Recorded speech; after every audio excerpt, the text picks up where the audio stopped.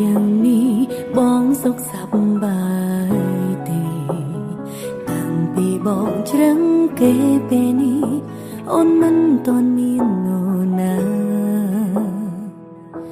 តែគេម្នាក់នោះមានធ្លំដេញដោលសួរបងពីអាដិនថ្កាពីអាដិនសំសាម្នាក់នេះឬអូ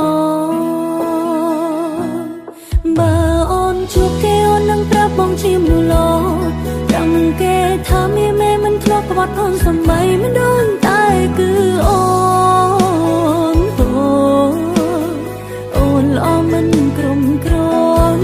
បើជួបគេអូននឹងប្រាប់ថាគេមានសំណាធំរំខានហើយដើរចេញទៅយកដៃជិតតឹងភ្នែកព្រួងបែងដោមិនធ្លាប់កាត់ចង់បែកពេលនេះទឹកភ្នែកហូរជុំពោបងនឹងនាងថ្មី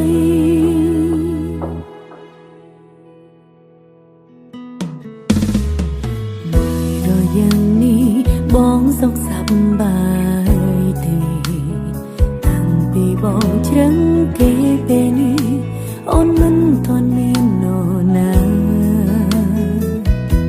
តែគេម្នាក់នោះមានធ្លំដេញដោលសួរបងពីអាដិនថ្កាពីអាដិនសង្សារម្នាក់នេះឬអូបើអូនជួបគេអូននឹងប្រាប់បងជាមនុស្សល្អ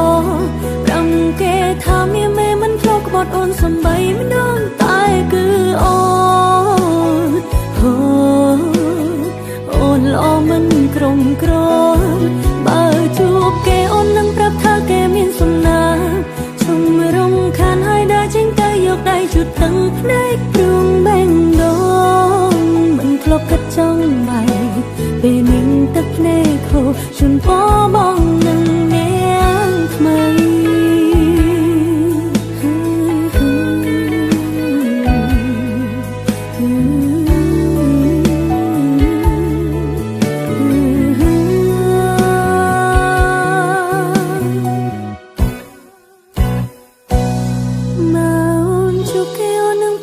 ជាមនុស្សល្អ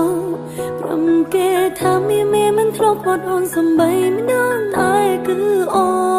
នអូនល្អមិនក្រុមក្រនបើជួបគេអូននឹងប្រាប់ថាគេមានសំណាជុំរំខានហើយដើរចេញទៅយកដៃជូតតឹងភ្នែកព្រួងបែងដោមិនធ្លាប់កាត់ច